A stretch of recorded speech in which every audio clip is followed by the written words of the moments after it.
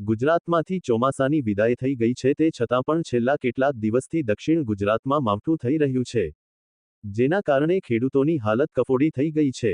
માવઠાને કારણે કીમ નજીક વડોલી ગામના ડાંગરના ખેડૂતોની ઊંઘ હરામ થઈ ગઈ છે। ખેતરમાં તૈયાર થયેલા ડાંગરનો પાક પલળી જતા આ ખેડૂતોને કીમ ઓલપાડ સ્ટેટ હાઈવે પર ડાંગર સુકાવવાનો વારો આવ્યો છે। માવઠાને કારણે ડાંગરની ખેતી ઘણી જ ખર્ચાળ બની રહી છે, તો બીજી બાજુ ટ્રાફિકથી ધમધમી રહેલા આ સ્ટેટ હાઈવે સતત વાહનોની અવરજવર રહેવાને કારણે ત્યાં કામ કરતા ખેડૂતો અને શ્રમિકોના જીવ જોખમમાં મુકાયા છે। ડાંગરમાં ભેજ હોય તો ડાંગરની ખરીદી કરતી મંડળીઓ ભાવ આપતી નથી, જેથી કીમ ઓલપાડ સ્ટેટ હાઈવે પર ખેડૂતોએ ડાંગર સૂકવ્યા છે। આ ડાંગરની ચોરી ન થાય તે માટે ખેડૂતો રાત દિવસ ઉજાગરા કરી રખેવાળી કરી રહ્યા છે। ગામના ખેડૂત આપવીતી જણાવતા છે કે કમોસમી વરસાદ પડ્યો તેમાં રસ્તા પર સૂકવેલા અમારા ડાંગર પલળી ગયા અને ગુણોમાં ભરેલી ડાંગર પણ ભીની થઈ ગઈ હતી। ગુણોની ડાંગર તો ફરીથી ખાલી કરવી પડશે અને ફરીથી સૂકવી પડશે અને ફરી ગુણો ભરવી પડશે। અમારી મહેનત ડબલ થઈ ગઈ છે।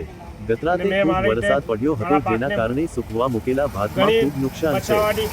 સરકારને વિનંતી છે કે આનો જેમ બને તેમ જલ્દી સર્વે કરે અને સહકારી મંડળીઓ જે ભાત લે છે એવોને વાત કરો કે આવી પરિસ્થિતિમાં ખેડૂતોનો થોડો ફાયદો વિચારે।